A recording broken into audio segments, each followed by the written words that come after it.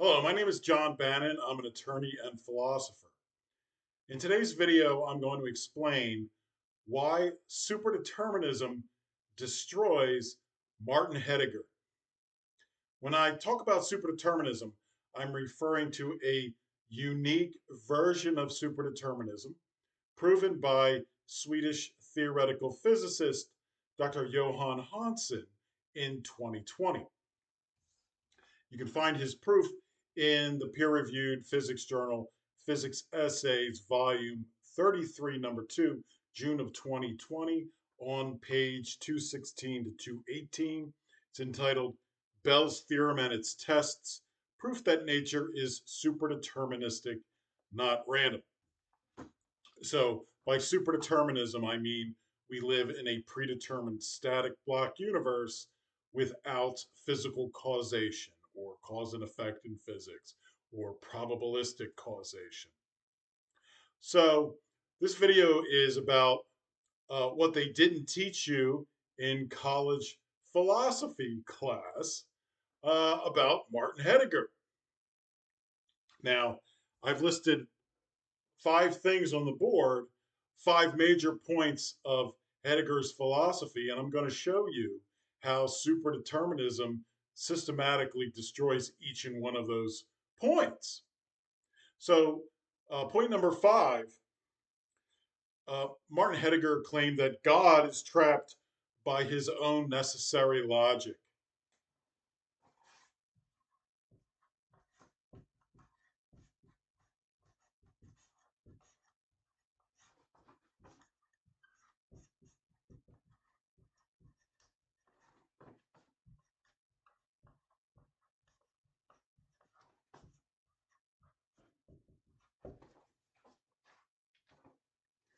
So, the idea is that God cannot think or plan because his own logic necessitates the outcomes.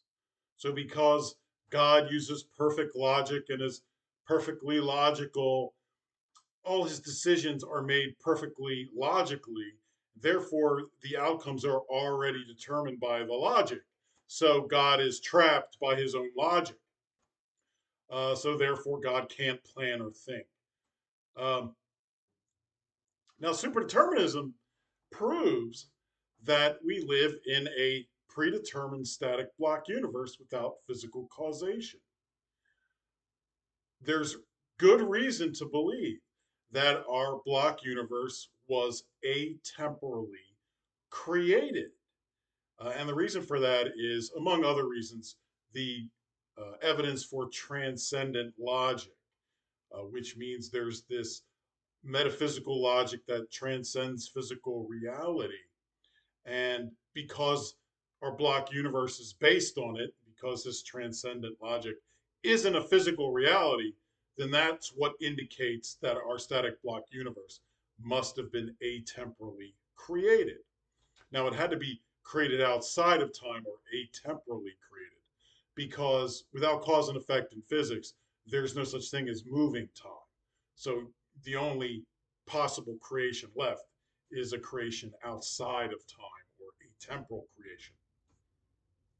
Well, because there's reason to believe our block universe was atemporally created, then you would need a supremely intelligent God who can think and plan in order to predetermine and create everything that is included within the block universe.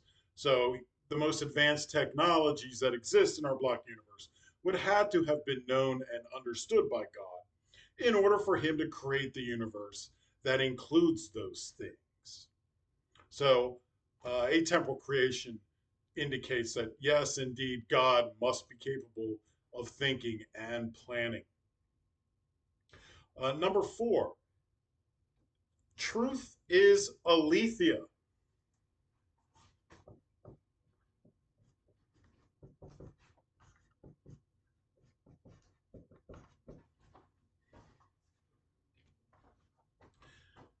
Now, aletheia is a Greek term, and it's being used in this context to mean that truth is an event where being simultaneously reveals and hides itself. So the truth is what happens at every moment of time. And time is constantly coming and going, so it's constantly revealing and hiding itself. But there can be no happening of truth because our block universe does not happen. The universe is not in a state of becoming. A state of becoming is only possible if cause and effect in physics were real. So the past events cause the present events to become, and that's a continuous process of becoming in the present. But without cause and effect in physics, that's an impossibility. So truth cannot be a happening or a becoming because that doesn't exist in our block universe. Um, and number three, humans are design.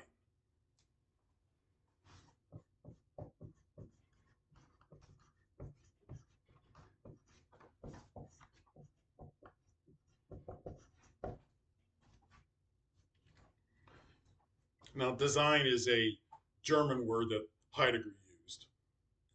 Um, Essentially, what this means is that humans are not a finished product, but a set of possibilities actively engaged with their surroundings. But there are no possibilities in our block universe, so that can't possibly be true. Uh, Without cause and effect in physics, everything is predetermined.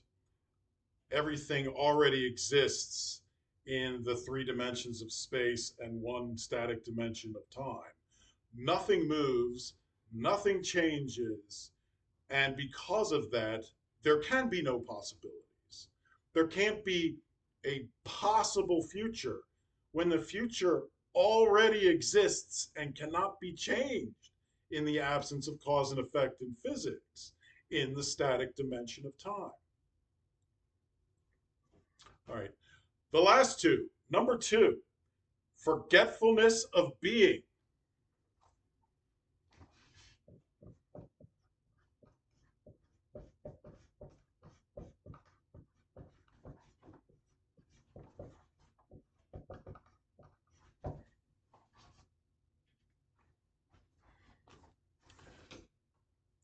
Heidegger meant by forgetfulness of being that we are always looking for meaning in stable, permanent entities rather than recognizing meaning as the dynamic temporal event of existence itself.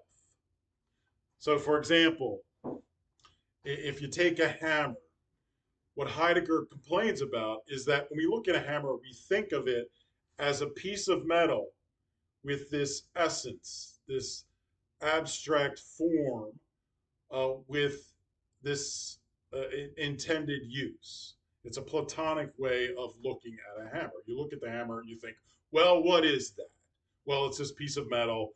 It's shaped like this. It has this form. It's used for banging things. But Heidegger says, no, that's the wrong way to look at this.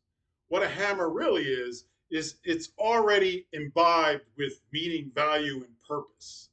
It's a piece of equipment whose meaning is found in its use in hammering things in one's environment. So we forget that the being of something is actually an interaction with the environment. That's what gives it its meaning and value, not this abstract Platonic idea of its essence or its form. Um, However, of course, Heidegger is completely wrong about that. And that is because our block universe is, in fact, a stable, permanent entity that contains all human meaning in the universe. So, whatever meaning anything that appears in the universe has, including people, it's already present in the permanent static block universe itself. It can't be anywhere else. So meaning is permanent. It's a permanent aspect of the static block universe. It's not something that only comes through an interaction with the environment. There is no becoming or interaction because interaction requires actual cause and effect in physics.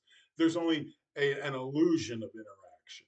So all meaning is already baked into the static block universe. And of course, the static block universe is permanent and stable. The very thing that Heidegger was complaining that we point to. But in truth, that is the truth. That's meaning. Meaning is in a permanent, stable block universe. It's baked into it. So his forgetfulness of being was completely wrong. And finally, the essence of design as an entity is its existence.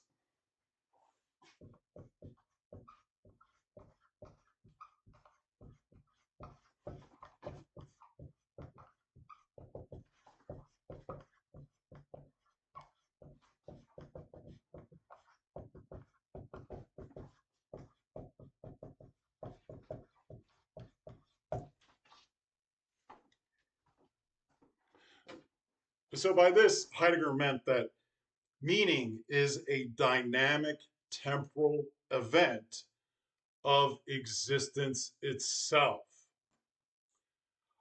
But he's completely wrong because there is no moving dynamic time in our static block universe. Nothing moves. There's no cause and effect to allow for dynamism. This is completely wrong. So um, Heidegger had an absolutely wrong notion of what physical reality actually is. He thought it was an ever churning becoming of a present moment. And that's absolutely not what it is. The present moment is an illusion of our consciousness, but that's only because we happen to be in one particular slice of the block universe at the present moment. But our future and our past, they all exist in the block universe simultaneously with our present existence. So basically, under superdeterminism, Martin Heidegger couldn't have been any more wrong. All right. Well, um, there's a lot that you didn't learn in college philosophy class that you need to know about Heidegger. And I'll give you a second to look at the board.